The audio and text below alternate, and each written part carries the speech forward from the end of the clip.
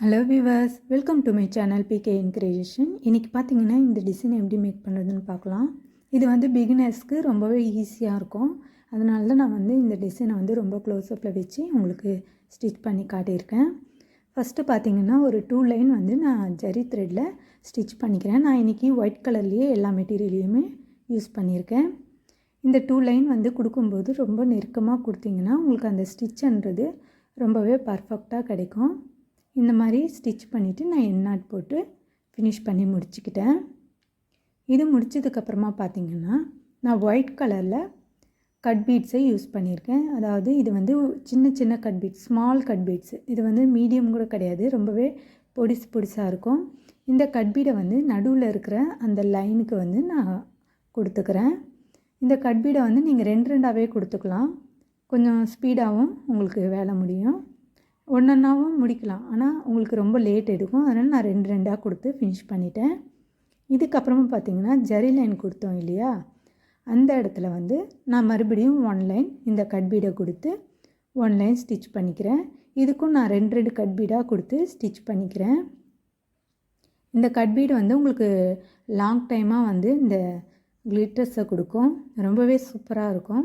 நீங்கள் சாதாரண பீட்ஸை விட இந்த மாதிரி கட் பீடை யூஸ் பண்ணிங்கன்னா உங்களுக்கு வந்து ரொம்பவே அந்த கருக்குன்ற அந்த பயம் இல்லாமல் இருக்கும். ஏன்னா பீட்ஸ் எல்லாம் பார்த்திங்கன்னா ஒரு 3 மாதத்துலேயே கொஞ்சம் கருக்கிற மாதிரி தெரியும். ஆனால் இந்த கட் பீடு வந்து உங்களுக்கு நல்லாவே லைஃப் கொடுக்கும். இதுக்கப்புறம் பார்த்திங்கன்னா இந்த லீஃப்க்கு வந்து எப்படி ஃபில்லிங் பண்ண போகிறோம் அப்படின்றத பார்க்க போகிறோம். ஃபஸ்ட்டு கட் பீடை எடுத்துகிட்டு இந்த ஷார்ப்பான எட்ஜ் இருக்குது இல்லையா, அங்கேருந்து இந்த சைடு வந்து நான் ஒரு 5 கட் பீடை எடுத்துக்கிறேன். நீங்கள் 4 எடுத்துக்கலாம், 6 எடுத்துக்கலாம். உங்களுடைய லீஃபை பொறுத்து நீங்கள் எடுத்து இந்த மாதிரி கிராஸில் கொடுத்து ஸ்டிச் பண்ணிக்கலாம். அதுக்கு அடுத்த லைனுமே நான் ஃபஸ்ட்டு எடுத்து அதே சைஸ்லேயே 5 கட் பீடை எடுத்து மறுபடியும் ஒரு கிராஸ் லைனை கொடுத்துக்கிறேன். இதே மாதிரி அந்த லீஃப்க்கு எத்தனை கிராஸ் லைன் தேவைப்படுதோ அந்த அளவுக்கு நீங்கள் கிராஸ் லைன் கொடுத்துக்கலாம். இதுக்கப்புறமா வந்து நான் எண்ணாட் போடலை. எண்ணாட் போடாமல் இந்த ஸ்டெம்ஸ் இருக்குது இல்லையா, இந்த ஸ்டெம்ஸுக்கு அப்படியே கண்டினியூவாகவே நான் வந்து ஸ்டிச் பண்ணிக்கிறேன். இல்லை உங்களுக்கு வரல அப்படின்னு நினச்சிங்கன்னா நீங்கள் எண்ணாட் போட்டுட்டு அதுக்கப்புறமா ஸ்டிச் பண்ணிக்கோங்க. நான் பார்த்திங்கன்னா எண்ணாட் போடலை, அப்படியே ஸ்டிச் பண்ணிவிட்டு வந்துட்டேன். இந்த மாதிரி ஸ்டிச் பண்ணாலுமே நல்லா தான் இருக்கும். அதுக்கப்புறமா ஸ்டிச் பண்ணி முடித்ததுக்கப்புறம் பாருங்கள், இந்த ஸ்டெம்ஸுக்கு அந்த எண்ணாட் போடாத ஃபீலிங் வராது, நல்லாவே இருக்கும்.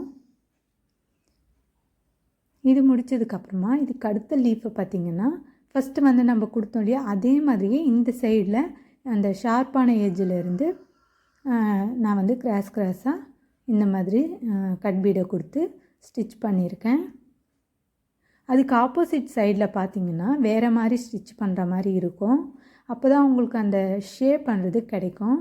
இந்த ஆப்போசிட் சைடில் பார்த்திங்கன்னா அந்த லீஃப் இருக்கு இல்லையா, அங்கே வந்து இந்த லீஃப்க்கு நம்ம எப்படி ஸ்டிச் பண்ணுமோ அதுக்கு ஆப்போசிட் சைடில் ஸ்டிச் பண்ண போகிறோம்.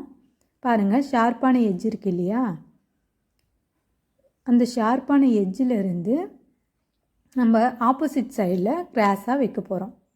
அப்போ தான் வந்து உங்களுக்கு அந்த லீஃபுடைய ஷேப்பு வந்து ரொம்பவே பர்ஃபெக்டாக கிடைக்கும். அதனால் நான் பாருங்கள், அது இந்த சைடு வச்சதுக்கு ஆப்போசிட் சைடில் இந்த கிராஸாக வச்சு நான் இந்த கட் பீடை ஸ்டிச் பண்ணியிருக்கேன். உங்களுக்கு இந்த ஃபஸ்ட்டு அந்த கிராஸ் எப்படி வைக்கிறது அப்படின்ட்டு பார்த்திங்கனாலே உங்களுக்கு அந்த ஷேப் பண்ணுறது கொஞ்சம் கரெக்டாக கிடைக்கும். நீங்கள் இந்த சைட்லேருந்து பண்ணிங்கன்னா உங்களுக்கு அந்த ஷேப் பண்ணுறது கிடைக்காது. அதனால் நீங்கள் பார்த்து கரெக்டாக அந்த கிராஸ் ஸ்டிச்சை பண்ணிக்கோங்க.